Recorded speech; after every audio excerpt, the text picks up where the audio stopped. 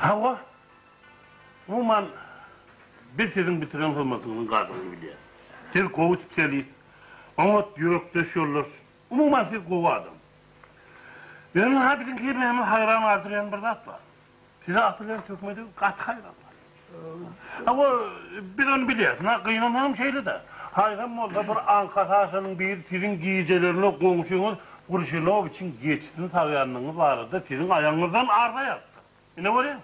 Onu geçin. Ya biliyen, biz o vardı, hemmesinin anını yettik.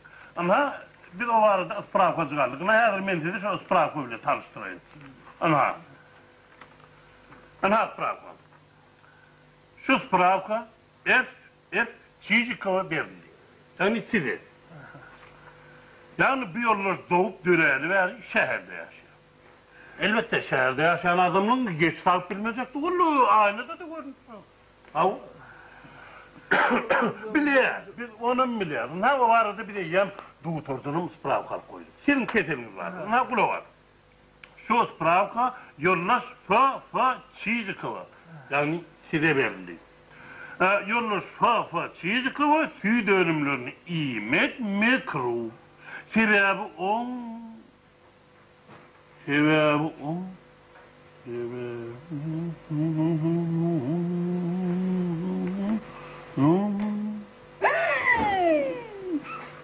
Eyho.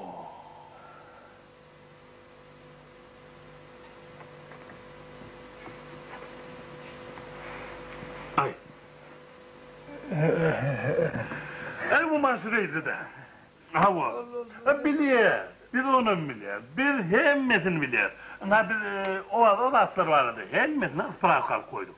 Ama asla sizin şu komşunun kuşunu için hiç iyi geçit yok. Yine şu barı dersi barına katayım. Ha, geçit yok. Ama kulak. Ben şu barların hatını o kat vereyim.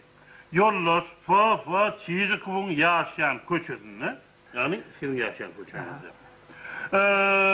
Köçözünün uğrunaki saklanılan hayvanın görünüşlerini bağırlayan komisya, bağırlığın neticesinde şu dağıtlığın üstünü açtı.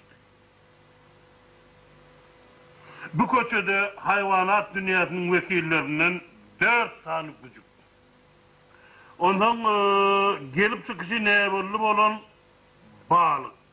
Balık. Köçede balık. Yazıcı akvaryumu. Hava. Şeyden iki cınsın vekilini önüne cemleyen